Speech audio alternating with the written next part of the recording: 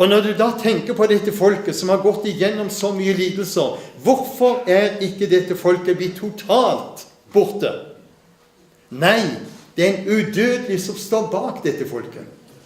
Derfor har det overlevd. Og når du da tenker på alt det dette folket har gått igjennom, så må vi jo spørre, hva det som årsaken til at det så spesielt med dette folket? Ja, vi las det i Romerbrevet 3, men de har en stadfestelse i Salme 147.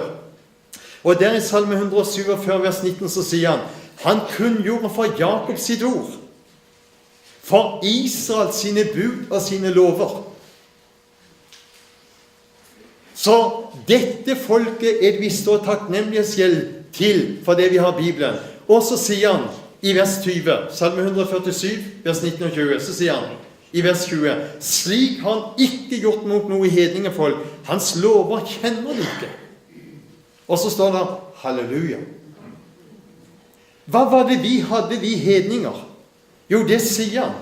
Og hvis du slår opp sammen med meg nå, i Jeremia, det 16. kapittel, så beskriver han hva vi hedninger hadde. Der sier han i vers 19, i Jeremia 16, vers 19, til deg skal hedningefolk komme fra jordens ender og si, bare løgn fikk våre fedre i arv, falske guder som ikke kunne hjelpe.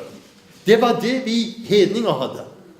Bare løgn og falske guder som ikke kunne hjelpe. Mens jødene hadde løftene, fedrene, paktene, og fra dette folket Kristus kommet etter kjødet.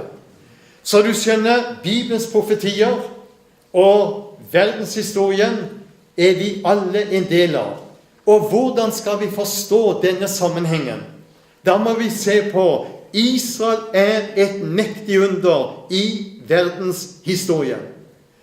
Og igjen, Israel et mektig under i verdenshistorien. Og nå kunne vi ha prekt bare om det, men jeg kaster det fram.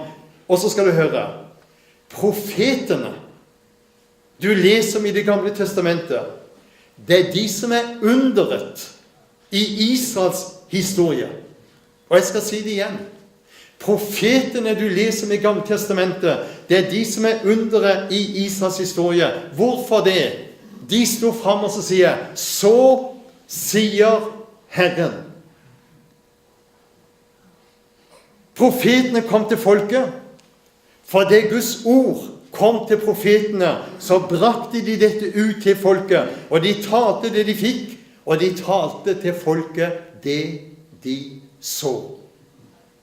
Derfor trenger vi også i dag at Gud reiser opp profetrøster som vil stå tydelig i åndskampen og tale den åndsstrømningen i dag imot, som vi ser med å trekke ifra og rasere Guds ord til å bli bare menneskeord. Israels folk fremdeles Guds folk, og Gud bruker dette folket til å virkelig gjøre sin plan som gjelder frelse for alle folkeslag. Det det han gjør.